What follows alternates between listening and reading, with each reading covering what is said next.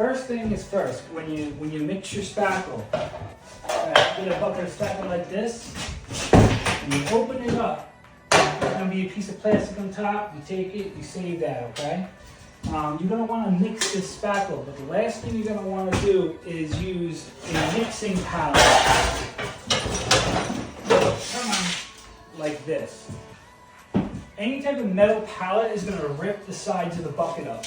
If you're doing anything else like tile or anything else, you're not going to notice. But spackle, where the mud has to be very clean and smooth, this rips little pieces of plastic off and makes your life hell, okay? So you're going to want to mix it. You can use a plastic mixer or a small metal one. If you know what you're doing, you can use it, but you don't want to hit the sides of the pail, okay? That's the first one, because I'm telling you, the bucket will be trash. I got one over there that I haven't did spackle in a while. I wasn't even thinking. I used my tile mixer. I mixed it up. As soon as I put it in there, I realized what I did. I stopped. It left a little bit of, it wasn't that bad, but it was enough to make my life hell. And I actually have little pieces of black dots around in my mud. That's one. The second is, when you're going over certain areas, you're going to notice that the wall isn't perfectly flat, or the ceiling. You know, the studs are a little crooked, or for whatever the reason may be, and you kind of have a weird bow in the wall or the ceiling. Sometimes you go over it a few times, you get it, 95% good. Sometimes you got to stop there and stop touching it. The more you start to fuss with it, the more the mud's going to dry out, and the more of the dust and the sheetrock particles you're going to pick up, and it's going to start to make the mud rougher and rougher. So it's almost, the more you try to fix it, the worse you make it.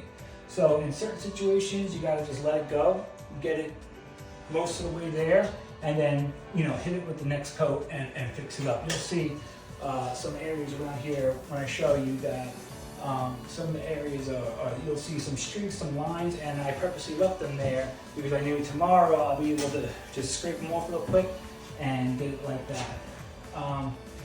Another trick is when you're going over little bumps or little areas where a screw was, or a little spackle clump that you can't scrape off.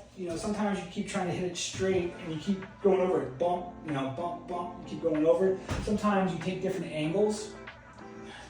If you angle your blades in different ways, it'll really help you smooth the wall out. And that goes for just not going over little imperfections or bumps. It's really for going over everything. If you're finding the direction that you're hitting isn't perfectly smoothing it out, you're making a line with the corner of the blade, sometimes you take a different angle. Even when you're going straight, instead of just going straight down, kind of take a little angle like that and pull straight. So it's not just hitting from different angles this way, it's actually angling the blade and pulling down too. That helps you out big time in a lot of things. What else? Okay, another trick for beginners. Metal mud pan. Okay, Home Depot sells the plastic ones. They're like $5 cheaper. This is one thing you don't want to try to save your money with. All right, buy a metal pan. What happens is, again, when you're mixing the mud up, or if you're using hot mud that you actually mix itself in the pan, when you're mixing with the blade, you hit the sides of the plastic, taking little pieces of plastic shreds off, mixing it into your mud, and then your mud is garbage.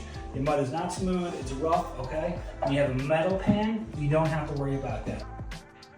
All right, another thing, guys, when you are packing your mud up, when you're packing your compound up, so you notice how the sides of the bucket is fairly clean. You don't, when you're working, you have mud all up the sides of the pail. You don't want to leave it like that when you close the pail. Even with the lid closed, that stuff on the side, even this, will start to dry up and will mess your compound up. It's better to get a bucket scoop like this, or just use whatever tool you have and scrape the sides down. Get it kind of as clean as you can. The little piece of plastic that